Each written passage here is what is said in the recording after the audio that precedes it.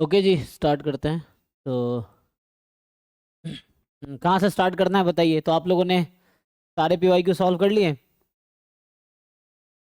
हाँ sir. Okay, good. तो क्या डिस्कस करना है बताइए। सर 2019 का कुछ प्रॉब्लम था। ठीक है, तो देखिए।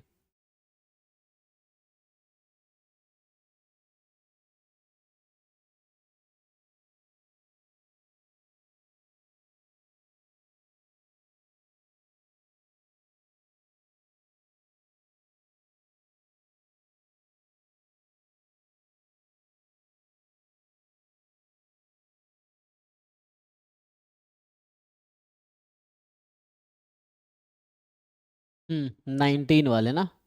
तो 19 चलिए, क्वेश्चन नंबर बताइए। 6, पार्ट ए का 6। पार्ट ए का 6। ओके।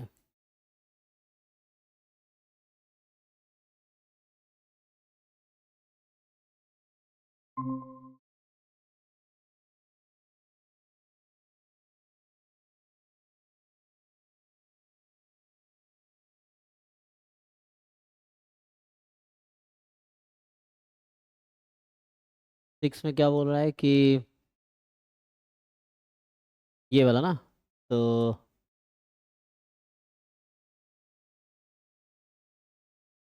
चलो, इसमें सॉल्यूशन भी है तो देख लेते हैं। मेन तो समझना है आपको।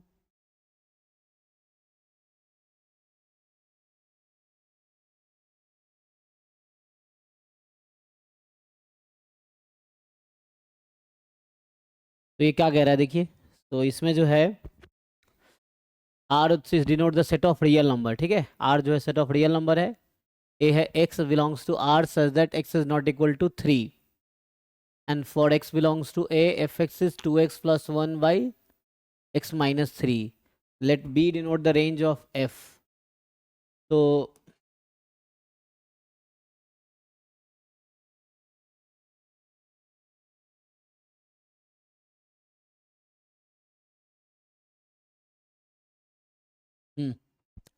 तो इसमें मेनली क्या करना है आपको। तो मतलब x बिलोंग्स टू a का मतलब क्या है कि जो फंक्शन है उसका डोमेन a है, और b रेंज है। तो आप ऐसा भी कह सकते हैं a टू b, मतलब हालांकि कोडोमेन भी होता है r, but you can see it is kind of r ले लिया। तो रेंज जो है of f question is b। So range actually होता क्या है, set of f x such that x belongs to a। तो ये आप जानते होंगे कि range of function is set of value of function when x belongs to domain. अब क्वेश्चन रेंज क्या है। ओके, तो सी आपको क्या करना है। एफ एक्स क्या दे रखा है, 2x plus 1 upon x minus 3। तो रेंज एक्चुअली होता है कि फंक्शन की वैल्यू क्या क्या हो सकती है, एफ एक्स की वैल्यू। तो अभी मान लो एफ एक्स को मैं y रख देता हूं, so that x is in domain. और डोमेन में क्या है, आप a सेट देखेंगे तो a is those real number for which x is not equal to 3। मतलब domain is all real number except 3। So इसको रख दो। अब इस इक्वेशन को क्रॉस मल्टीप्लाई करके आप मुझे बता सकते हो कि x की वैल्यू क्या आएगी। सी अभी y है x के टर्म में, आप क्रॉस मल्टीप्लाई करो, सिंप्लीफाई करो। नाउ अभी क्या है, y x के टर्म में लिखा हुआ है। क्या इसको सॉल्व करके आप मुझे बता सकते हो x की value in terms of y only. Solve and tell. तो इससे आंसर आ जाएगा। You simplify this equation and find the value of x in terms of only y.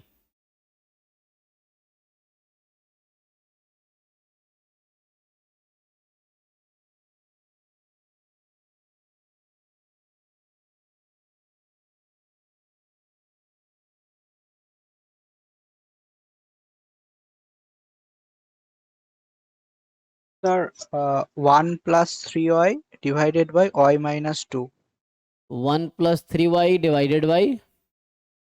Now the question is, you tell what are possible values of y so that this will be defined. Or indirectly, what is the value of y? Sir, y not equals to 2. Right, the range is this. So range is actually y belongs to R such that y is not equal to 2. This is the range. All R minus set containing 2. So you can write a all real number except 3. So see, which option do you see? तो अब इनमें से कोई सही होगा. तो अभी तो आपका हो गया. अभी हमने रेंज निकाल दिया. Now further we want f inverse. No problem. So this is the f inverse. Actually होता क्या है, अगर आप एफ एक्स को वाई कर दो and if this function is bijective, तो वो हम चेक करते हैं अभी. तो if function is bijective then x will be f inverse y and the x you got was 1 plus 3y upon y minus 2. So this is x, means you got f inverse y as this. But आपको बस इतना ही ensure करना, अगर आपको f inverse x लिखना है तो you can write 1 plus 3x upon x minus 2. ठीक. तो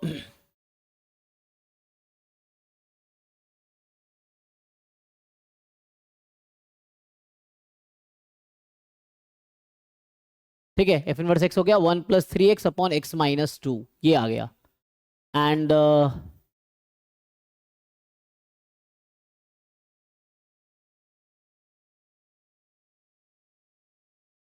क्या ये फंक्शन बाइजेक्टिव है? क्या आप चेक कर पाओगे? बाइजेक्टिव चेक करना आता है आपको? 1 1 एंड ऑन 2. ऑन 2 तो दिख गया मुझे यहीं से कि for every y belongs to 1 1 check करना आता है. हाँ सर. तो कैसे चेक सर करोगे? सर 1 1 नहीं होगा, ये ऑप्शन डी गलत है. हाउ डू यू नो 1 1 नहीं होगा? सर वही f of x1 equals to f of x2 करके वो वाला. हाँ, सॉल्व करके ठीक है. बताइए. F of x1 x2 equal कीजिए. क्या x1 is equal to x2 आएगा या नहीं आएगा? ये 1 1 होने के लिए जरूरी है. You assume this, prove this. तो आप ऐसा करो और सॉल्व करो, देखो ऐसा आएगा नहीं आएगा. एंड ऐसा तो ये बी सही कह रहा है, तो हमारा भी तो बी आ रहा है. तो ऑन टू क्या होता है? ऑन टू होता है for all y belongs to codomain there exists x belongs to domain such that fx should be equal to y. So what we did already, fx को मैंने y रखा, so we got x and that x belongs to a. So you can further check जो fx है, मतलब f of 1 plus 3y upon y minus 2 को solve करोगे तो y आ जाएगा. So means यहाँ से ये भी प्रूफ हो गया कि f is on 2. और 1 1 भी है. अब चेक करो, और नहीं हो रहा तो फिर मैं करता हूँ. क्या आपने ट्राई किया 1 1 प्रूफ करने के लिए? हाँ सर, हुआ 1 1 हुआ. होगा ना. जस्ट आप सॉल्व करो. तो 1 1 के लिए आपको इतना ही करना है कि fx1 is equal to fx2. तो यहाँ से आ गया 2x1 plus 1 upon x1 minus 3 is equal to 2x2 plus 1 x2 minus 3. इसको सॉल्व करते जाओ. You keep simplifying. At the end आपको मिलेगा x1 is equal to x2. ये आ जाएगा. ठीक है, तो ऐसा आ जाएगा. तो हो गया ये क्वेश्चन. तो बी ऑप्शन सही है, इसमें बी दे रखा है और we already got this. Sir part B का 4 5 एंड 11. ठीक है, देखते हैं. तो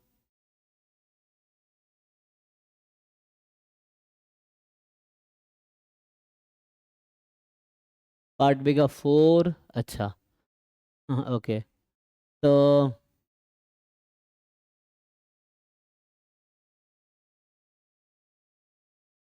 दिस परमुटेशन कॉम्बिनेशन है ना. तो आपको क्या इनका सॉल्यूशन जस्टिफाइंग नहीं लगा?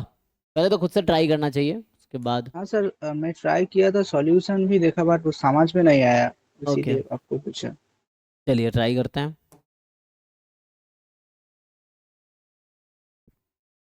So 4 friends attending an opera leave their coat as at the check room. When they return, one is handed a coat that does not belong to her. अच्छा, अच्छा, so when they return, each one is handed a coat that does not belong to her. In how many way can this happen? So when they return, each one is handed a coat that does not belong to her. तो ये एक formula है, आपको पता है, matching formula एक होता है, उतना कुछ करने की जरूरत नहीं है, सीधा काम हो जाएगा. तो there famous result that is called matching formula. तो ये नंबर ऑफ वे पूछ रहा है. तो लाइक ऐसे बहुत सारे क्वेश्चन आपने देखे होंगे ना कि 5 फ्रेंड है, they throw their hat and randomly pick up. तो उनमें से कितनों को क्या करेक्ट हैट मिलेगा. या कोई फ्रेंड्स होटल में गए, अभी जैम में ही पिछले साल आया था क्वेश्चन कि होटल में गए, दे ऑर्डर्ड रैंडमली डिश, जो दे ऑर्डर डिश एंड जो वेटर रैंडमली सर्व्स डिश. तो what is the probability that, या what is the number of way that no one get their respective dish. या आपने letter envelope वाले question देखे होंगे कि 5 letters are randomly placed into 5 envelope. तो what is the number of way और what is the probability that no letter will be in the correct envelope. तो इस तरह के जो प्रॉब्लम्स हैं हाँ सर. वो इससे होते हैं, मैचिंग तो प्रॉब्लम्स. अम्ब्रेला की भी है, इन प्रोफेसर किए थे, अम्ब्रेला भी रखते, no right one right. Can. तो they all will be solve using matching problem. तो इसका अगर आप फॉर्मूला देख लोगे तो काम हो जाएगा. तो लाइक एक तो है कि नंबर ऑफ मैचिंग, है ना. जैसे मैं ये बात करूं कि तो total number of way of के मैचिंग, मैं इसकी बात कर रहा हूँ. के मैचिंग के कितने तरीके हैं, है ना. और एक होता है प्रोबेबिलिटी ऑफ के मैचिंग, तो उसके अकॉर्डिंग आ जाएगा. तो ये आप ढूंढ के बताओ, अगर बता पाओगे तो इससे काम हो जाएगा इजीली. तो इतना नहीं करना पड़ेगा जो इन्होंने किया है. और इसका प्रूफ वही से आता है, इंक्लूजन एक्सक्लूजन फॉर्मूले से आता है, जो A union B union C है ना. जैसे यहाँ कितने हैं, 5, 4 फ्रेंड है. तो वैसे करेंगे तो A1 union A2 union A3 union A4 वाले तरीके से जाना पड़ेगा, उससे भी हो जाएगा. तो A1 मतलब first doesn't get his own, है ना, coat. Second doesn't get her own, her है ना यहाँ पे, ईच वन. ठीक है, तो बताओ इसका फॉर्मूला ढूंढ के बता दो, काम हो जाएगा.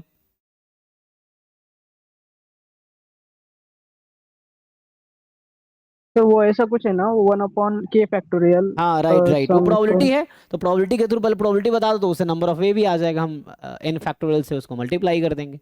बताइए क्या है, कुछ याद आ रहा है. 1/k factorial summation I from 1 to n, I think. r/r factorial, r start from, From 1 to n minus 1, I think. नहीं, ये 0 से लेके n-k तक ये है, n-k2. अच्छा कुछ है. तो अगर आप इसको करोगे तो ये हो जाएगा n. इसको मैं चेक करता हूँ, अभी मैं श्योर नहीं हूँ, एक बार मैं क्रॉस चेक कर लेता हूँ. तो मतलब ये बस लिमिट में श्योर नहीं हूँ कहाँ से कहाँ तक, बाकी तो ओके है. तो ये आपका आंसर है n-k. तो एक बार देखते हैं.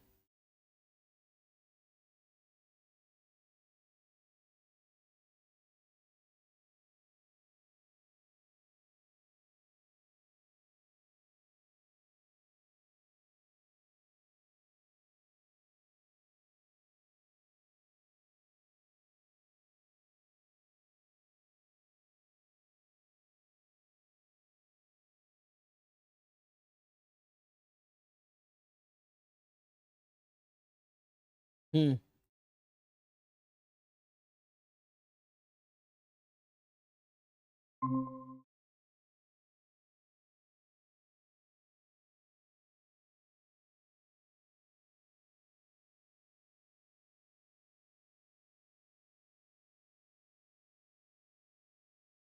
ठीक है, मैंने सही लिखा है ना, जो लिखा हो ठीक है. ओके, तो आपको इसमें पुट करना है, आपको number of way, this is number of way of के मैचिंग. तो आपको कितने मैचिंग कराने हैं, क्वेश्चन ध्यान से देखो. तो जो आपका क्वेश्चन है, कितने फ्रेंड्स हैं, 4 फ्रेंड्स हैं, n is 4. And how many matching you want. मतलब 4 लोगों ने रैंडमली कोड छोड़ के गया ना, उसको रैंडम दिया गया. तो कितने लोगों को चाहते हो उसका अपना कोड मिले. क्वेश्चन क्या पूछना चाह रहा है, how many person get their own code. Sir no one get his own तो कोड. k is 0. तो इसमें आप n को 4 और k को 0 रखो, बताओ क्या आंसर आएगा. तो दिस इज योर आंसर. तो नंबर ऑफ वेज होगा, है ना. So what they want, in how many ways can this be, number of ways is this. तो इसमें आप k को 0 और n को 4 रखो और आंसर बताओ फाइनल. तो इनके सॉल्यूशन जरूर नहीं उस तरीके से जाना है ना, वो भी सही है, जो उन्होंने किया वही चीजें प्रूव किया है बस।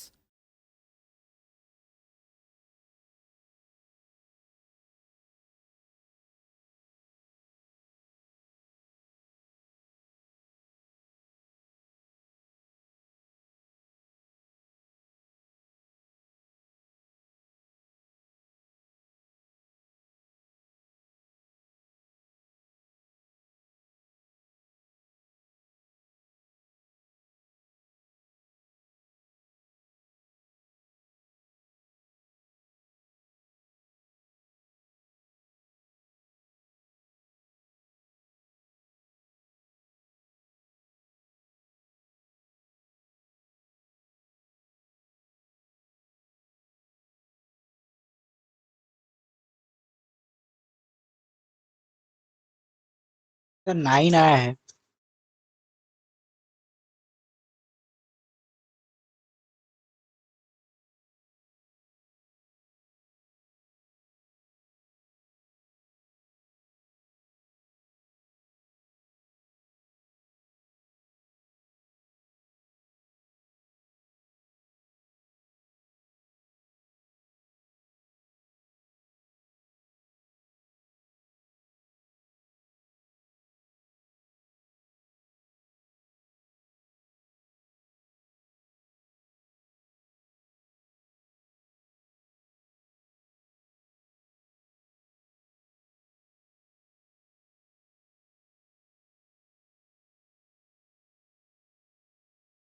कितना आया, आ गया ना, सर 9 आ गया। 9 आ गया ना। सही। तो ये एक हाँ तरीका, सर। एक सॉल्यूशन तो इन्होंने लिखा है, you can try to understand. इन्होंने क्या किया मैं इसका बता देता हूँ। तो they just used probability of A1 मान लो है कि first person don't get her code, second person don't get her code and so on. तो इस तरह से है कि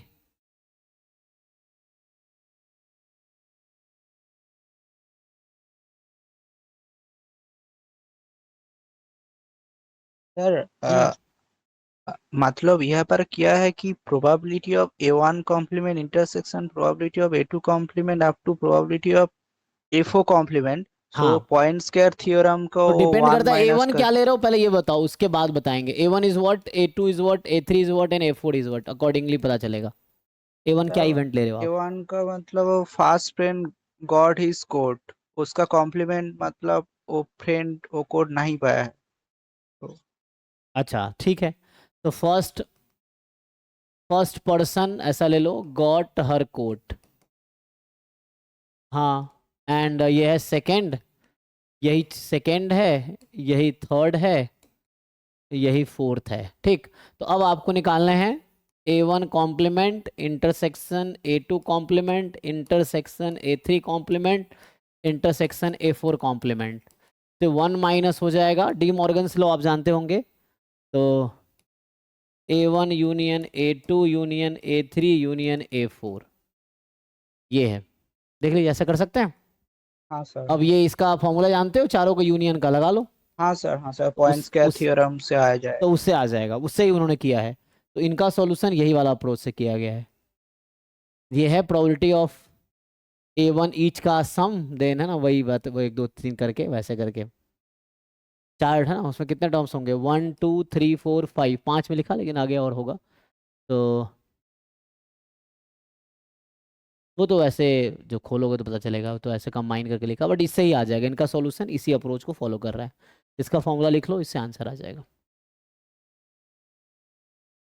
नेक्स्ट क्या है फोर्थ के बाद, नेक्स्ट 5 है। ये भी। 5, 5 एंड 11। तो इसमें क्या है, ये तो ऐसे ही है, तो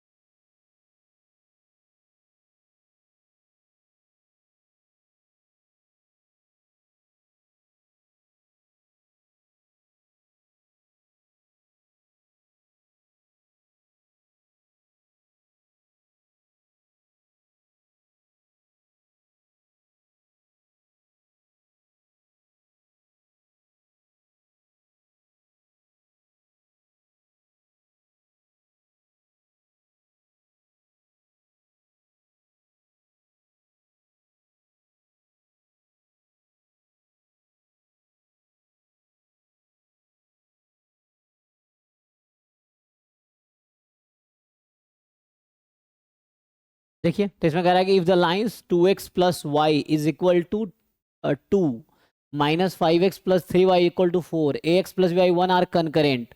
तो कनकरेंट क्या होता है? Concurrent means what?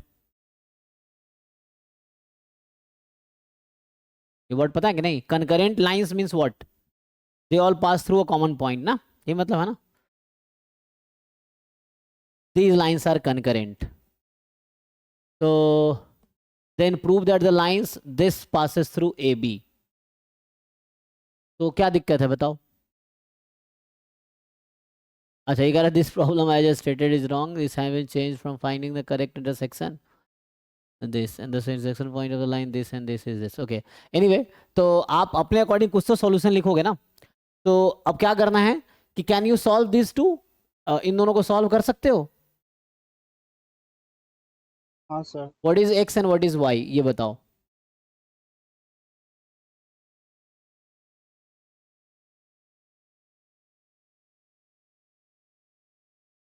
सिंप्लीफाई करो आराम से और बताओ।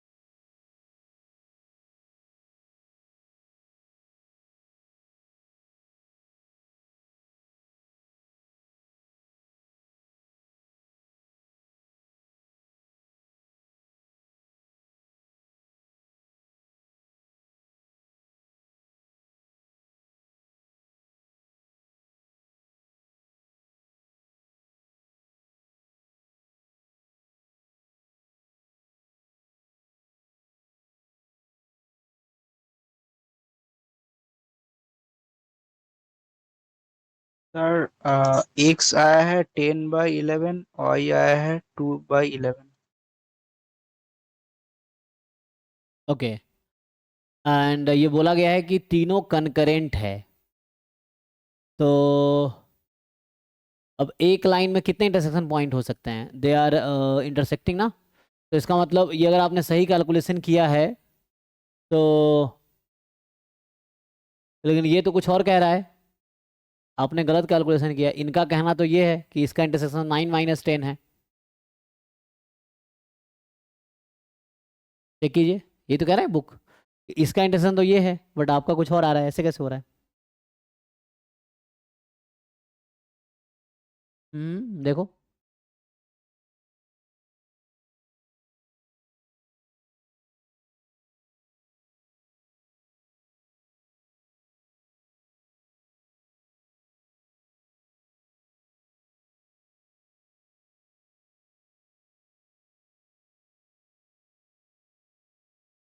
ठीक से कैलकुलेशन करो।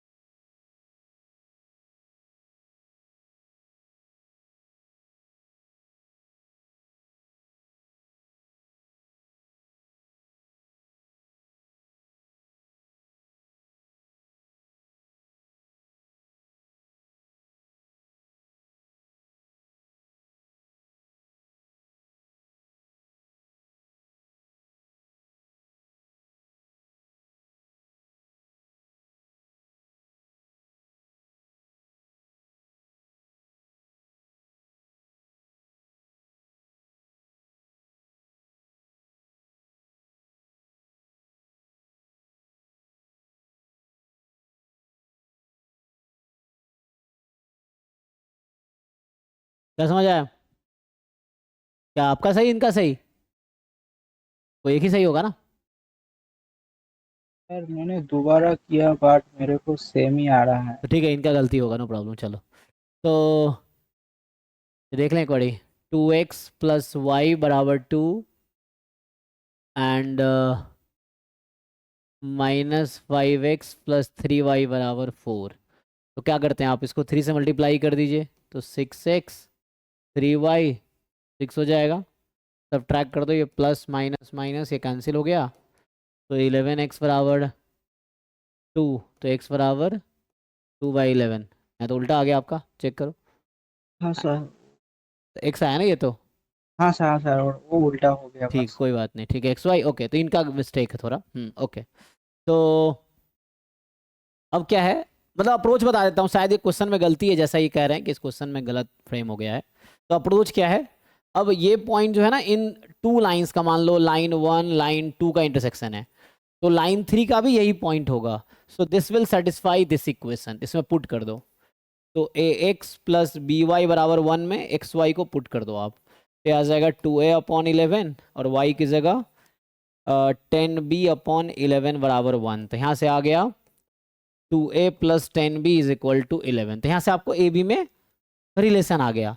तो आना ये चाहिए था, तो यहाँ पे लिखने में थोड़ा गलती हुआ है। तो एक्चुअली जो लाइन होता ना, बोला ना कि पासेस थ्रू दिस, तो ये लाइन बनेगा 2x प्लस 11y बराबर 11, सॉरी 10y ना, 10y बराबर 11। तो ये यहाँ होना था। तो ये मिस्टेक है इस क्वेश्चन में, ठीक है। तो ये एक्चुअली कहना क्या चाह रहा है कि क्वेश्चन पता है कब सही होता है, जब इंटरसेक्शन पॉइंट ये आता, तब जाके शायद ये क्वेश्चन सही होता। लेकिन आपका तो ये आया है, तो इसलिए क्वेश्चन बना, जिन्होंने बनाया वो गलती कर दिए। तो मतलब ये क्वेश्चन करेक्ट कब होता है, ये बोल रहे हैं तब होता जब ऐसा होता, ठीक है। तो इंटरसेक्शन इन दोनों का अगर ऐसा आता ना, तब जाके ये क्वेश्चन सही माना जाता। तो क्वेश्चन ही गलत है।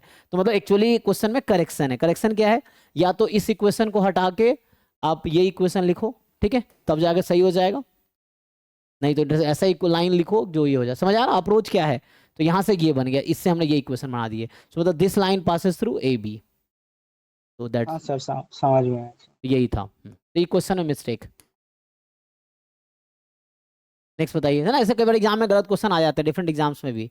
तो बहुत ज़्यादा हमें है ना उस पर टाइम खुद अपने भरोसा रखना है कि जो है। नेक्स्ट बताइए। सर 11। तो 11th,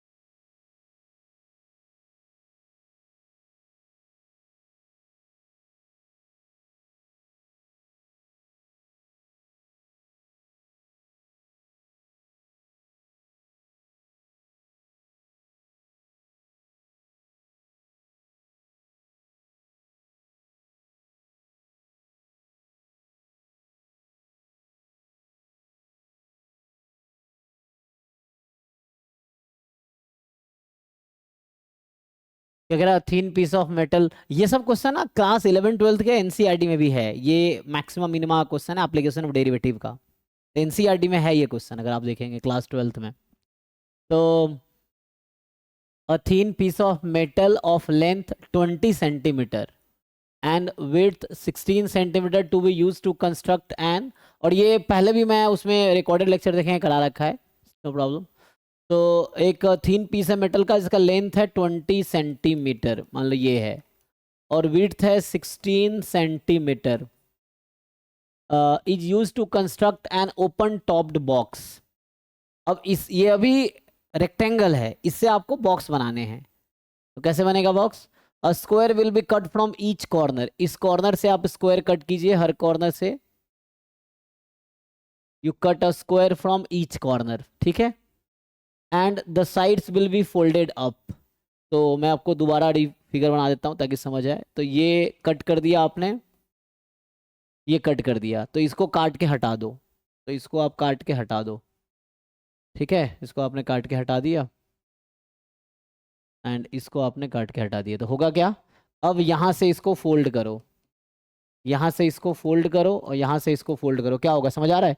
इसको ऐसा कर दो, इसको ऐसा कर दो, और इसको ऐसा कर दो, और इसको ऐसा कर दो, क्या बना, समझ आया कुछ?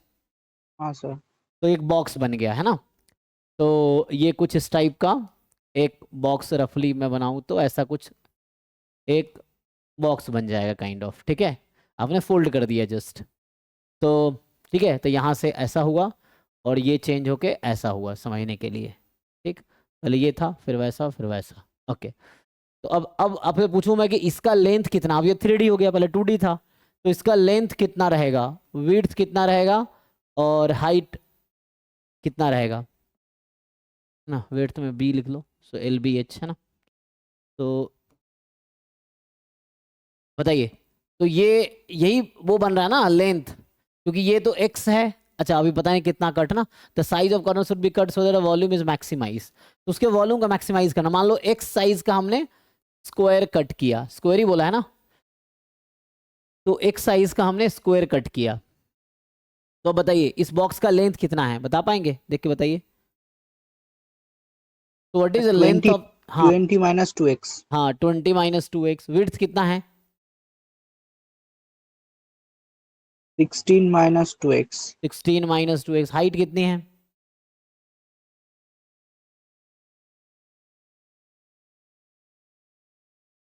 बॉक्स की हाइट कितनी, कितना एक्स फोल्ड, होगी ना सर, हाँ एक्स। जो फोल्ड किया आपने है ना, क्योंकि ये तो x ही था ना, तो ये तो x है, this is x, x sorry x ये नहीं, मतलब ये x है और ये x है ना, ये x है और ये x है, ये x है और ये x है, this is x, this is x, this is x and this is x। तो एक्चुअली इसी को तो आपने फोल्ड किया है ना, तो ये हाइट बनेगी, यही वाली हाइट बनेगी, तो x।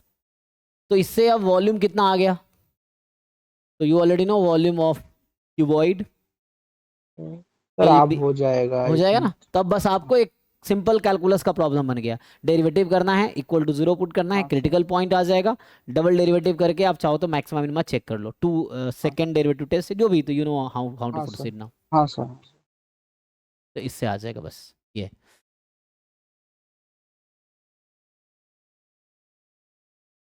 नेक्स्ट बताइए। सर इसी में और कुछ नहीं, 2020। अच्छा तो ये 19 वाला खत्म हो गया, हाँ सर। तो आपके 2000 अभी हम देख रहे थे ना, so we were Singh 2019 CMI का जो प्रीवियस ईयर क्वेश्चन था ये हमारा अभी कंप्लीट हो गया। ओके चलिए 20 पे आते हैं। तो चलो सोल्यूशन वाला पार्ट देख लेते हैं। बोलिए 20 में क्या है? सर 6 का ऑप्शन डी सिर्फ समझ में नहीं आया। 6 का पार्ट ए का। ये अच्छा, तो 6 में जो ऑप्शन डी कह रहा है कि suppose C is another n cross 1 vector such that AX is equal to C also does not admit a solution.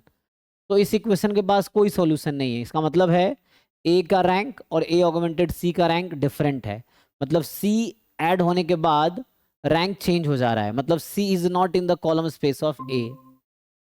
तो then vector C is a constant multiple of vector B। No it is not necessary, I think not necessary ना, जरूरी नहीं है ऐसा। बोला है कि suppose that A is n cross n matrix with n 10, 10 cross 10 की मैट्रिक्स है, B कोई 10 क्रॉस 1 का वेक्टर है, इक्वेशन AX बराबर B के पास कोई सॉल्यूशन नहीं है, तो एक दूसरा वेक्टर है C जिसके पास कोई सॉल्यूशन नहीं है, तो जरूरी है कि दोनों मल्टीपल होगा, इट्स नॉट नेसेसरी एक्चुअली, ठीक है ना। इसका एग्जाम्पल भी आप ले सकते हो, मैं आप छोटा सा एग्जाम्पल दिखा देता हूँ। जैसे लेट्स से मान लीजिए एक मैट्रिक्स है 1 1 1 2 फॉर एग्जाम्पल, या ले लो 1 1 2 2 ले लो, है ना। बस वहाँ n 10 है, मैं n 2 के लिए बता रहा हूँ समझाने के लिए आपको। तो ये है अभी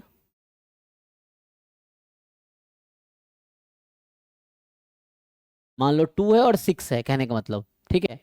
तो इस सिस्टम के पास कितने सॉल्यूशन है, आप देखो इसके पास नो सॉल्यूशन होगा।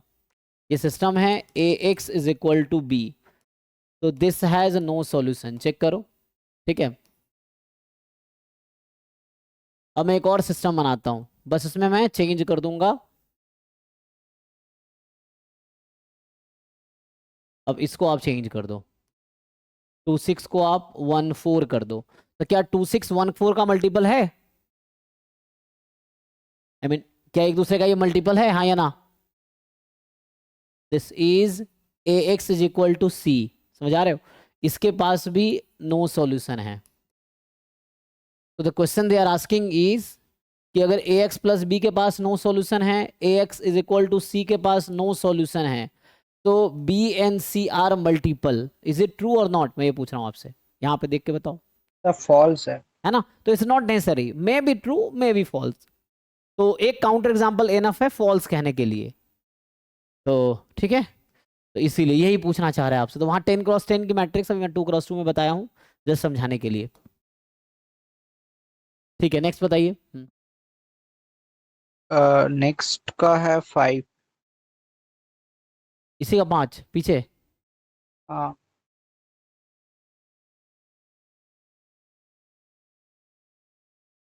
ये हाँ,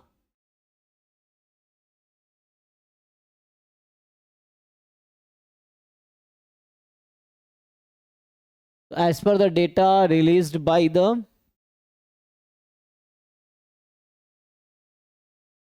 US Department of Health, Education and Welfare, the number of PhD degree conferred in earth sciences from year 1948 to 1954 is as given in table 5।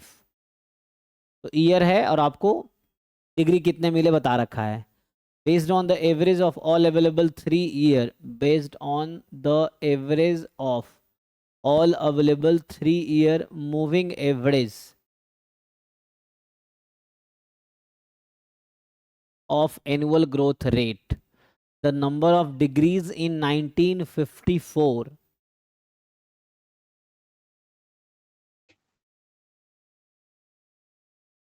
what will be the approximate predicted number of degrees इन। हालांकि time series model होता है, लेकिन time series model जरूरत है यहाँ पे, I think इतनी जरूरत तो नहीं आप लोगों को। तो predicted the number of degrees in the earth science in year 2020। Note that the moving average or a rolling average is an average of a subset of data points. अच्छा, तो ये जो नया टर्म यूज किया है moving average या rolling average, वो average है सबसेट ऑफ डेटा पॉइंट्स का। Choose the best answer. तो based on the average of all available 3 year moving average, 3 3 साल का एवरेज ले लो आप, है ना, of annual growth rate based on the average of available 3 year moving average of annual growth rate and the number of degrees in 1954, what will be the approximate predicted number of degrees in the earth science 2020 में कितना होगा, इसको predict करना है आपको इन data के according 2020 को predict करना है। तो 3 3 साल के एवरेज लोगों तो क्या होगा यहाँ पे, अगर आप देखो क्या हो रहा है एक्चुअली, कितना इंक्रीमेंट हो रहा है मुझे बताइए। चलो ऐसे पहले 3 साल का एवरेज निकालो, कितना आएगा, मतलब इन तीनों का एवरेज कितना है ये बताओ, फिर इन तीनों का एवरेज बताओ, है ना, फिर ऐसे ही नेक्स्ट 3 का एवरेज बताओ कितना आएगा, एंड सो ऑन। फिर नेक्स्ट 3 का एवरेज, फिर इसके बाद इस नेक्स्ट 3 का average. Tell me quickly.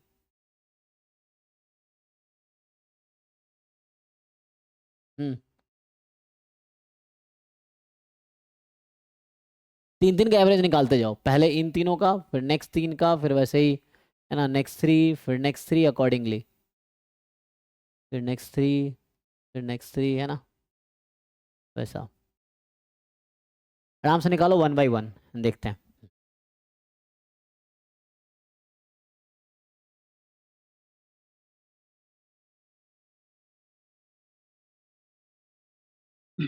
First का 90 है सर।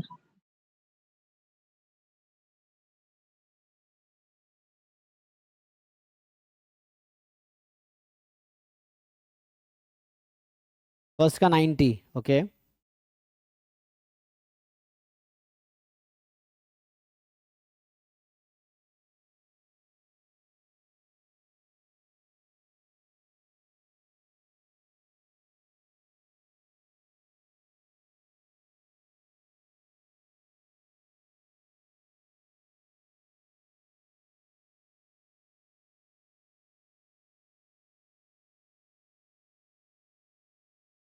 Sir, then 116. ओके एक एक निकालो, फिर मैं पूछता हूँ ना, वन बाय वन हाँ फाइंड। सर सब निकल लिया। सब निकाल लिया, ओके। तो पहला कितना आया? 90, 90, 116, 116, then 125.3। 125/3, डेसिमल में निकाल लो जरा। ना ना सर, पॉइंट थ्री ठीक है, हाँ। हाँ, 13.6, वन, 135.6, अच्छा 135, हाँ ठीक है। 137.6। ओके, अब इसको हमें प्रेडिक्ट करना है, तो ये जो चल रहा है कि based on the average, as per the data released by the US Department of Health Education Welfare, the number of degree conferred in the earth science from here, this as given in table 5, ठीक है। based on the average of all available 3-year moving average of annual growth rate, based on the average of 3-year move है ना, moving average of growth rate and the number of degrees in 1954, 1954 कितना था? 1954 141 था, okay. And तो ये देखना है कि क्या करना पड़ेगा इसमें ना, इसमें क्या किया है। तो हमें चाहिए ये क्वेश्चन है ना कि कितने होंगे, तो प्रोजेक्टेड क्या लगता है आपको? 900, 9000, 9 लाख, 90 लाख, ऐसा कुछ है? तो बहुत ज़्यादा गैप है, तो आप एक गेस कर पाओगे। तो इसका कुछ रिलेशन निकाल सकते हैं क्या हम लोग कि किस तरीके से ग्रोथ हो रहा है? 48 से 54 कितने ईयर हुए? 7 ईयर, है ना। तो ऐसे अगर आप देखो तो कितना समझ आ रहा है? इनके बीच में आपको रिलेशन निकालना पड़ेगा, निकालना पड़ेगा ना। तो what approach they have used? Sir एक बात बताए। हाँ हाँ। Sir actually I am in 6 semester. Hmm. हमारा एक पेपर है टाइम सीरीज एनालिसिस हाँ का। हाँ हाँ तो इसमें 4 मेथड होता है, free hand curve fitting and हाँ। इस moving average hmm. And mathematical curve fitting. हाँ तो हाँ। इसमें वो मूविंग एवरेज मेथड का इसको को प्रेडिक्ट नहीं कर सकता है। मैं मेरे डीमेरिट्स में पढ़ा था, kind I read this paper. Hmm. तो इसको कोई प्रेडिक्ट नहीं कर सकता, बट क्वेश्चन में दे दिया प्रेडिक्ट नहीं जो। तो इनका कुछ और तरीका, इनको समझना पड़ेगा what is the intention of the person actually, है ना। तो हमें वो समझना है कि इंटेंशन क्या है इनका, तो that we have to understand. मतलब अभी तो हमारे पास सॉल्यूशन देख लिया, वैसे तो हमें सोचना पड़ेगा कि what we can do. So at least एक आपको इस पे कंक्लूजन में जाना पड़ेगा ना, कोई एक अगर आप थोड़े यू अप्लाई एनी अप्रोच, क्योंकि बहुत ज़्यादा गैप है ना, तो you will land up to, ऐसा नहीं होगा कि, है ना, बहुत क्लोज आंसर्स तो है नहीं। तो आप कोई भी अप्रोच यूज करो, at least you can reach to an estimation. So any approach use, आप ट्राई करो एस्टिमेशन तक पहुंचने की, what you can estimate. Sir ये क्वेश्चन ऐसा आउट ऑफ द बॉक्स है क्या? हाँ लग तो ऐसे ही रहा है। मूविंग एवरेज वो सेकेंड ईयर में था टाइम सीरीज में। मतलब वो अप्रोच शायद ये यूज करने को कह नहीं रहा, मुझे ऐसा लग रहा है कि हम लोग टाइम सीरीज वाला यूज नहीं करेंगे जो स्टैटिस्टिक्स में है। तो I think they will not use. तो क्या इन्होंने किया है, इनका देखते हैं।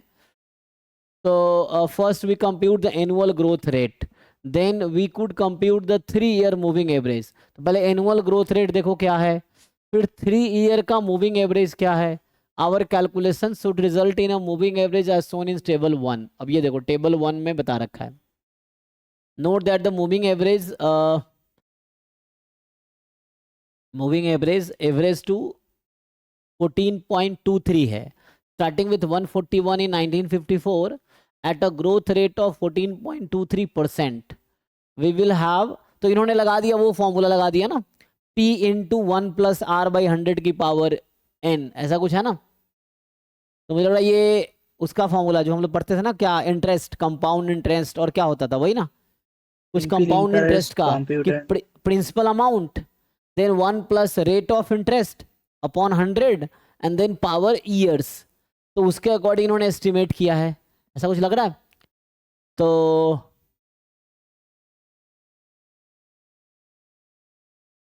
however you may approximate to save some time. For instance, rule of 72 suggests that at a rate of 14% the number of PhD will be double in approximately 5 years। ये कहना चाह रहा है कि 5 साल में ऑलमोस्ट डबल हो जा रहा है। ओके, तो देयरफॉर वी हैव 1954 में 150 है। मैं कह रहा हूँ कोई भी एक एस्टिमेशन टेक्निक लगाओ। ये देखो एक क्या लगा रहा है कि जैसे 1954 में 150 है, तो 59 में जो होगा आफ्टर 5 ईयर 300, तो इसके अकॉर्डिंग प्रेडिक्ट करते चले जाओ तो आपको पता चलेगा 2019 के अराउंड 12 लाख हो गया। तो हेंस जो क्लोजेस्ट आंसर होगा, क्योंकि एग्जैक्ट आंसर नहीं दे रहा, इज द क्लोजेस्ट आंसर, मैंने कहा आंसर में बहुत गैप है, तो use any other approximation technique और एस्टिमेशन टेक्निक, तो आप उसके आसपास पहुंच जाओगे, क्योंकि आंसर में बहुत गैप है ना, 900, 9000, 9 लाख, 90,000 ऐसा कुछ है ना, 90 लाख, तो बहुत लार्ज गैप है इसमें। तो ये है ना 900, 9000, 9 लाख, 90 लाख, तो बहुत लार्ज गैप है। तो देखो क्लोजेस्ट आंसर क्या आता है, तो आप कोई भी एक अप्रोच यूज कर सकते हो। तो ये तो ऐसे हम देख रहे थे कितना एवरेज देखा हमने। अब ये ग्रोथ किस तरह का है, कैसे निकालोगे, कितने परसेंट का ग्रोथ है, अगर आपको ये देखे पर ईयर देख लो, या 6 ईयर में कितना ग्रोथ है, कैसे निकालते हो परसेंटेज ग्रोथ।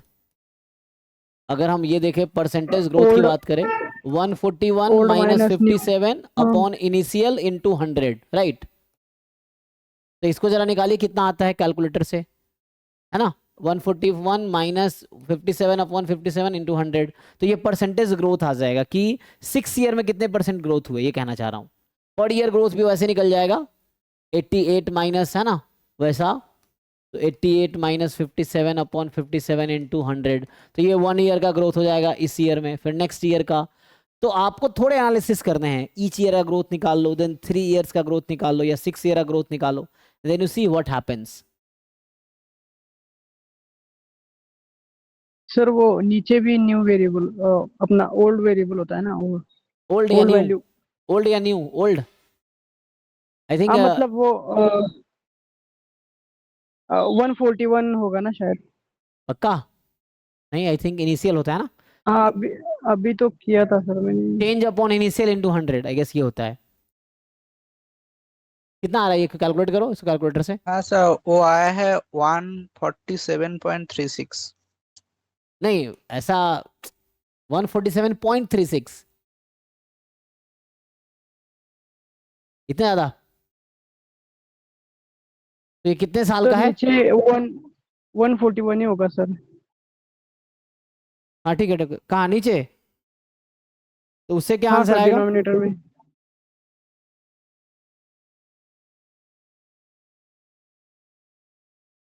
परसेंटेज चेंज निकालते हो, परसेंटेज में क्या लिखते हैं, इनिशियल चेंज या लास्ट चेंज। तो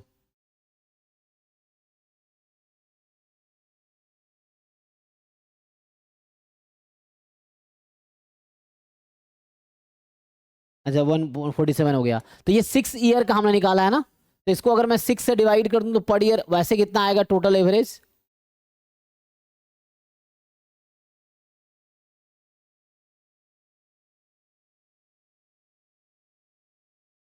59.57 आ रहा है सर, 141 से डिवाइड किया तो। हाँ सर, वही आ रहा है। तो ऐसे तो 24 हो गया ये, तो अच्छा आप 141 से कर रहे हैं तो कितना आ रहा है 59, 59 को 6 हाँ से डिवाइड करो हाँ। कितना आएगा। नहीं नहीं, तो मैं तो 6 ईयर का एक साथ निकाल दिया। अगर 1 ईयर देखो तो कितना आएगा, ऐसे निकालो पर ईयर का, जैसे 1 ईयर का, मतलब ऐसे मैं एनालाइज करना चाह रहा हूँ कि पर ईयर ग्रोथ कितना है। तो 88 माइनस 57 अपॉन 57, तो ये तुम फॉर्मूला चेक करो एक बार ठीक से कि ग्रोथ कैसे चेक करते हैं।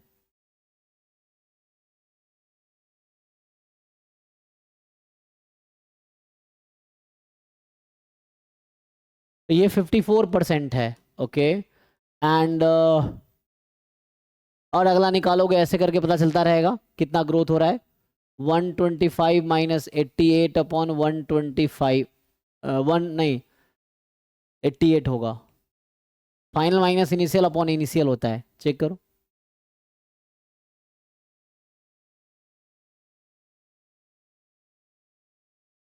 तो इन सब का एवरेज निकाल लो, या जैसे उन्होंने सजेस्ट किया है कि 57 है और यहाँ 146 है, तो ये क्या एग्जैक्ट डबल है, ऑलमोस्ट डबल है ना, ऑलमोस्ट डबल है, देखो 57 इंटू 146,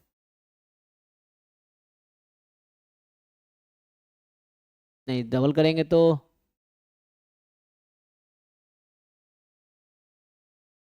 114 ही हुआ, तो ये तो 146 है ना, 3 गुना आई थिंक ना, तो 3 गुना कर रहे हैं तो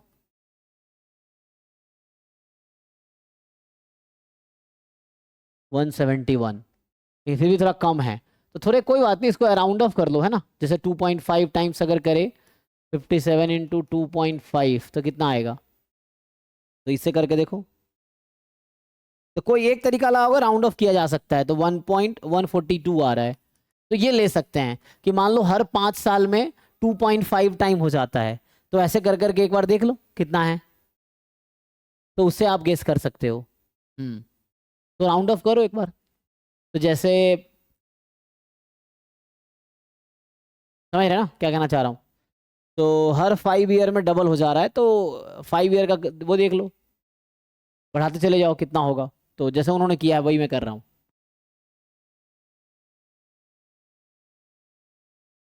तो 20 तक कितने आएंगे गैप, जैसे 1954 है ना। तो आप चाहो तो ना, इससे आइडिया तो ये लग रहा है ना कि हर 5 साल में लगभग 2.5 गुना हो गया। तो हर 5 साल में 2.5 गुना हो गया अप्रॉक्स।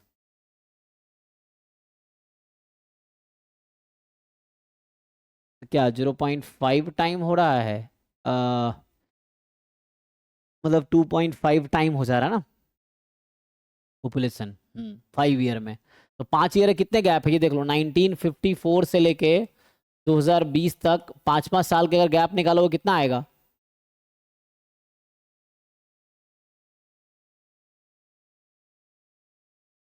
ये बीच में कितने साल हैं, 66 ईयर अप्रॉक्स, ये देखो। तो 66 ईयर्स हैं, इसको अगर 5 से भाग दोगे तो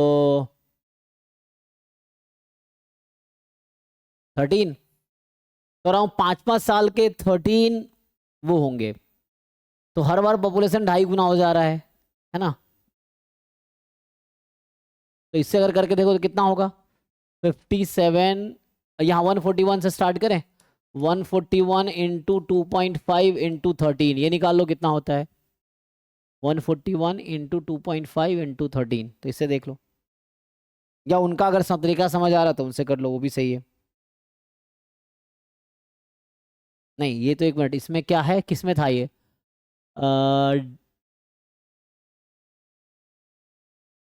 लेकिन हर बार वो 2.5 गुना हो रहा है ना, तो पावर बढ़ता चला जाएगा ना हर बार। एक मिनट सॉरी। तो ये जैसे क्या होगा, पावर बढ़ेगा ना यहाँ पे 2.5, फिर 2.5 हर बार, तो 2.5 की पावर 13 हो जाएगी ना, ठीक है ना। क्योंकि 2.5 इंटू 2.5 इंटू 2.5 वो मैंने मिस्टेक से मल्टीप्लाई किया था, क्योंकि 2.5 टाइम हो रहा है ईच टाइम, तो 5 साल पे 2.5 टाइम, फिर 2.5 टाइम, तो 2.5 की पावर 13 हो जाएगी। तो ये कितना आएगा, तो 141 इंटू,